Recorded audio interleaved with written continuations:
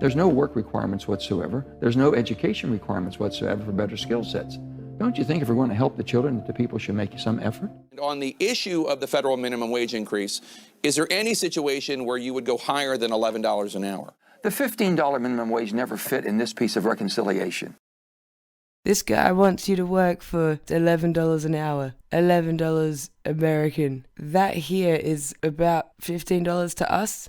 And you have people pushing for $15, that will bring you on par with what Australians have as a minimum wage. $15 makes sense. And the fact that you guys have a minimum wage of $7.25 an hour, that's like 10 Australian dollars, half of what our minimum wage is. That's insane. And you have this guy, this senator, saying, oh yeah, if we're going to help Americans, we're going to get people out of poverty, you need to be working. You're going to help children, you have to help yourself and earn these pathetic wages before we give you a slight tax credit for having kids.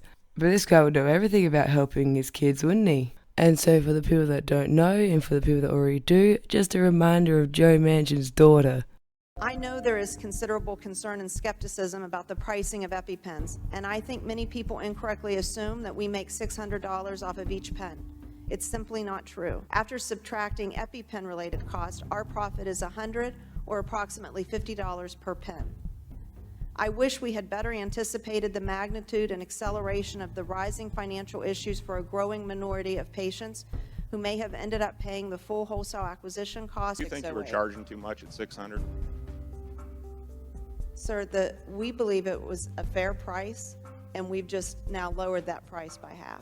Why'd you lower it by half if you thought it was fair? If you thought it was fair, leave it where it's at. You're doing everyone a favor by charging 3 times what you acquired the drug for as a generic. You're trying to make us feel good about that. I just don't. I mean, I'm not buying your argument.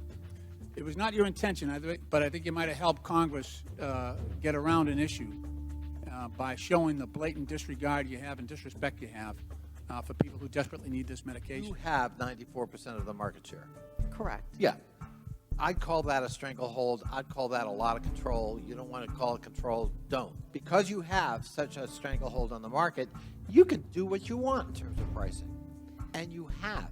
Sir, we have had many competitors in and out of this marketplace. In fact, that's just underscores the complexity. Your competitors don't even equal 6% of the market, Ms. Bresch.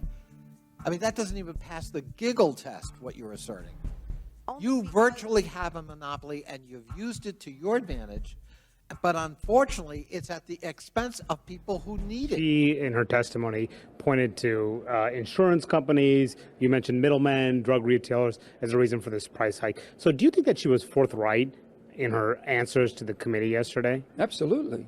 Did you talk to her, keep in communication as this controversy erupted, and how much advice have you been giving her? No, I talk to my daughter as much as I possibly can.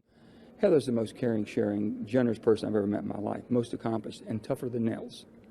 Tougher than nails. And with that being said, we try to keep a separation of the business and what I do and what she does. Yep, Joe Manchin's daughter was the CEO of a drug company that had no problem charging $600 for 2 EpiPens for life-saving medication, had no problem having a stranglehold on the market, and making the price absolutely insane. That was his daughter. And I'd like to show you this headline from the Australian ABC from 2016. Mylan EpiPen US price hikes unlikely to be experienced in Australia, experts say. Australian patients are being reassured they are unlikely to be faced with big price hikes for the EpiPen, a life-saving anti-allergy device, despite a controversial 400% cost increase in the United States. EpiPen twin packs cost $38 in Australia. The cost has remained stable in Australia since the 1990s. Pharmaceutical company Mylan has inflated the cost of EpiPen in the US by 400%. That's insane. And he said there was no business relations. They try to keep it separate between what he does and what she does. But by looking at his campaign contributions, especially around the time that she was CEO, looks like that company gave him plenty of money. Now, keep that in mind when you watch the next bit. Senator Joe Manchin has come out against the For the People Act, effectively killing progressive signature legislation. What's in that bill, and what about it has pushed Senator Manchin to oppose it? There's a lot in it, and that's kind of what Joe Manchin doesn't like. He doesn't like that it's huge and it's very partisan. It does not have a single Republican supporter of the bill. But crucially, it creates a federal floor of voting access. It says that everyone across the country should have the same basic access to things like early voting, mail voting. It makes it a little easier to get registered and stay on the voter registration rolls. So when we talk about all these different voting restrictions across the country, basically it would kneecap a lot of those bills by saying everyone gets the same basic access. And outside that, you can make it easier to vote, but you can't make it harder to vote. It also does things like banning partisan gerrymandering, campaign finance reform. It is, in some ways, a long list of Democratic wish lists. Now, I can tell you right now, Joe Manchin's biggest problem with the For the People Act was the campaign finance reform. And now, do you remember Keith McCoy, the lobbyist from ExxonMobil, who thought he was doing a job interview? Defense, because President Biden's talking about this big infrastructure package, and he's going to pay for it by increasing corporate taxes. You stick to highways and bridges, then a lot of the negative stuff starts to come out because... For you guys, because there's a germaneness, right? That doesn't make any sense for a highway bill. Why would you put in a something on emissions reductions on climate change to oil refineries in a highway bill? Who's the crucial guys for you? Joe Manchin. I talk to his office every week. He is the kingmaker on this because he's a Democrat from West Virginia, which is a very conservative state. So he is, and he's not shy about sort of staking his claim early and completely changing the debate.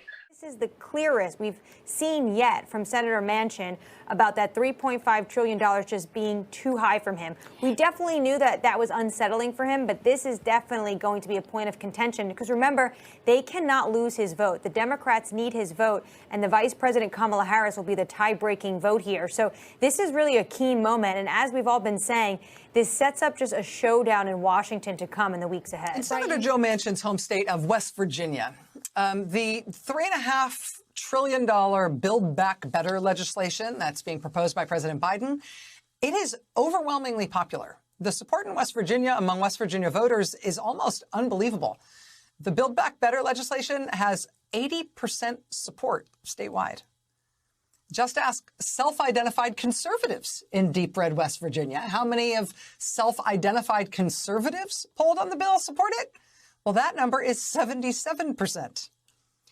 I don't know if Senator Joe Manchin knows that about the views of his constituents back home, but to the extent that he wants credit for being the Democratic senator who's holding the bill up, his voters back home might not be happy about that.